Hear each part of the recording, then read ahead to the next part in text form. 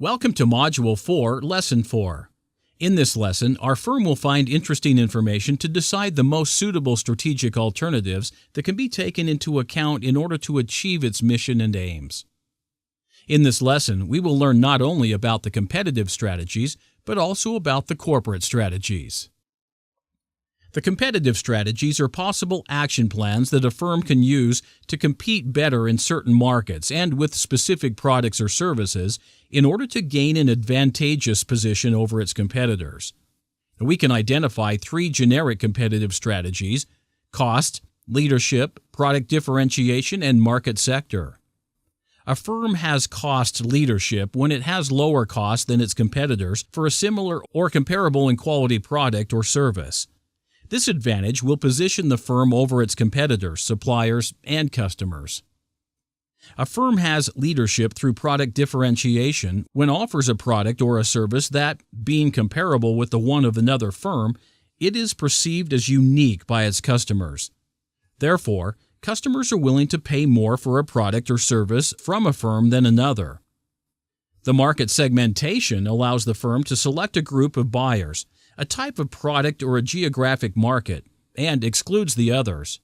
So our firm can serve to its narrow strategic target more effectively than other competitors who work more broadly. The corporate strategies are possible lines of future development of the firm, ways or methods of growth, or the most appropriate ways of internationalization. These strategies are focused on growth or on stability and survival.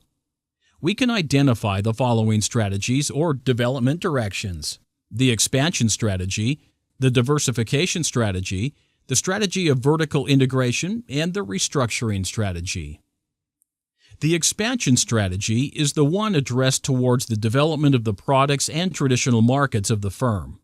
It is based on the expansion or business profit or the current business of the firm, which is closely related to its current activity. Consequently, in the expansion strategy, usually we can use the same technical, financial, and commercial resources that are used for the current product line. The main strategies of expansion are: 1. Market penetration, when the firm tries to increase the sales volume by addressing its current customers or seeking new customers for its current products. 2. Product development, when the firm remains in the current market but develops products or services with new and different features that improve their function. 3. Market development, when the firm tries to introduce its traditional products to new markets. We recommend you to watch lesson number 5, Internationalization. The diversification strategy takes place when the company adds simultaneously new products and new markets to the existing ones. This access to new activities makes the company to operate in new competitive environments with success factors probably different from the usual. We can identify two types of diversification: concentric, when there are similarities between the resources used by businesses, the distribution channels, the markets, the technologies, etc., or any other element that allows complementing interrelated businesses. Conglomerate, when the new products and the new markets are not related with the previous ones.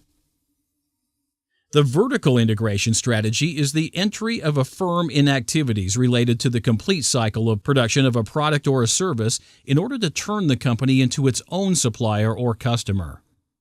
The alternatives that the company have: backward vertical integration, when the firm becomes its own supplier; forward vertical integration, when the firm becomes its own client.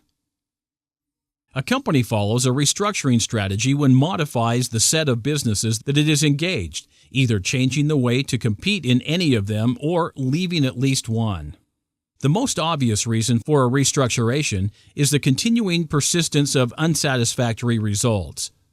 The crucial decision in this case is to abandon the business or try to recover it, or reorganizing it to regain profitability. The other crucial aspect of corporate strategies are the methods of development. Decisions related on how to carry out the process of development.